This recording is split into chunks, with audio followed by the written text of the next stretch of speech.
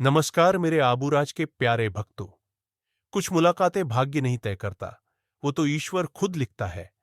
और ऐसी ही एक मुलाकात हुई नीतोद्दा के उस प्राचीन मंदिर में, जहां एक संत ने दूसरे संत में ईश्वर की झलक देखी। एक साधारण रबारी, जिसे लोग गेनाराम जी कहते थे, कुछ ही क्षणों में आबूराज बन गए। एक उपाधि जो सिर्फ तप और सच्चे हृदय को मिलती है। सिरोही जिले में स्वरूपगंज से करीब 15 किलोमीटर पूर्व में नीतोद्दा गांव स्थित है। एक प्राचीन, शांत और रहस्यमय स्थल। यहां सदियों पुराना एक एक प्राचीन धाम है, जहां श्री बद्रीनारायण, श्री केदारनाथ महादेव एवं श्री सूर्य नारायण भगवान के मंदिर स्थित है। यहां तीनों के साक्षात दर्शन होते हैं। यहीं से आरंभ होती है आबू पर्वत की पैदल परिक्रमा, एक 125 किलोमीटर लंबी आध्यात्मिक यात्रा, जिसमें सिर्फ कदम नहीं चलते, आत्मा तपती है।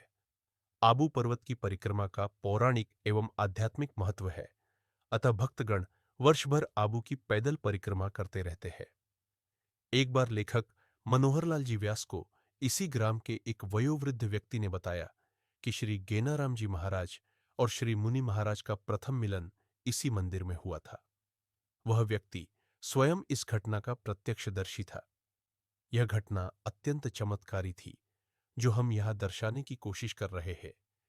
श्री गेनाराम जी महाराज बहुत सरल और सादगीपूर्ण जीवन जीते थे, अतः स्वयं को कभी महात्मा के रूप में प्रकट नहीं करते थे।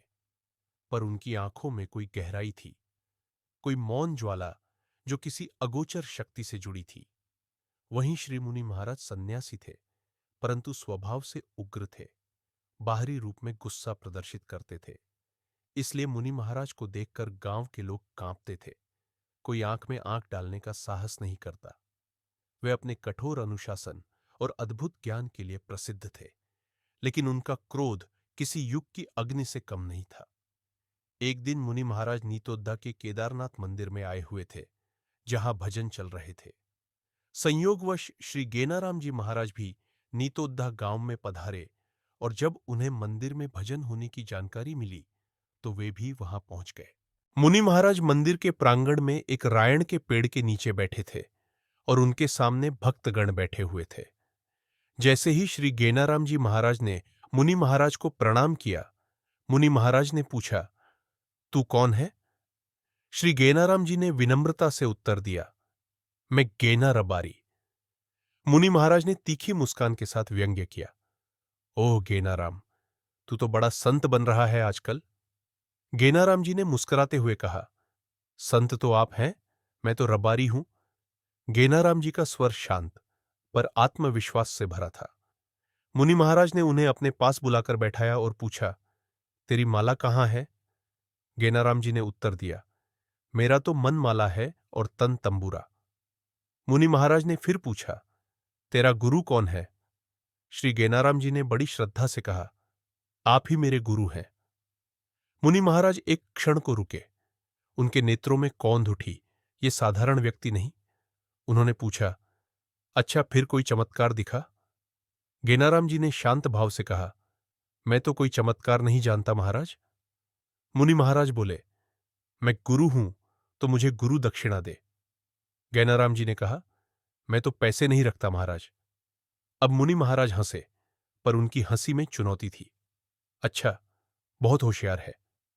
जब मुनि महाराज गुरु दक्षिणा के लिए अड़ गए, तब श्री गेनाराम जी ने मन ही मन सोचा कि अब इनको कुछ परिचय देना ही पड़ेगा। उन्होंने अपनी लाठी, जो वे सदैव अपने साथ रखते थे, को ऊपर उठाकर पास के पेड़ की एक डाल को छुआ और कहा, गुरु दक्षिणा तो ये ऊपर वाला देगा, मैं क्या दे सकता हूं? इतना कहते ही लाठी के पेड़ की डाल से छूते ही पेड़ से चांदी के सिक्के बरसने लगे। सैकड़ों, शायद हजारों, उनके खनकने की आवाज पूरे मंदिर परिसर में गूंजने लगी। भक्तगण स्तब्ध। कई ने अपने सिर झुका लिए, तो कई की आंखें नम हो गईं, जैसे साक्षात महादेव की कृपा वहां उतरी हो। मुनि महाराज ने हंसते हुए उनकी पीठ थपथपाई और कहा, मान गया तेरी साधना को। लोग मुझे आबूराज कहते हैं। आज मैं तुझे भी वही उपाधि देता हूं। आज से लोग तुझे भी आबूराज कहेंगे। उस समय आबू पर्वत श्रृंखला में जो सबसे महान तपस्वी संत होते थे, उन्हें ही आबूराज की उपाधि दी जाती थी। इस तरह से गेनाराम जी को आबूराज की उपाधि मिली और वो आबू के महान संत कहलाए। हम सभी भक्त आज भी श्री गेनाराम जी को आबूराज नाम से ही संबोधित करते हैं तथा आपस में मिलने पर जय आबूराज का ही उद्घोष करते हैं, क्योंकि वह सिर्फ एक चमत्कार नहीं था, वह श्रद्धा की परीक्षा, साधना की स्वीकृति और परंपरा की पुकार थी। संदेश: सच्चा संत वो नहीं जो कहे मैं संत हूं, बल्कि वो है जिसे देखकर लोग कहे यह संत है। यदि आप ऐसे और चमत्कारों की सच्ची गाथाएं सुनना चाहते हैं तो लाइक, शेयर और सब्सक्राइब जरूर करें। जय जय सद्गुरु गेनाराम जी महाराज। जय पूज्या गजरा मां गुरु महान जी।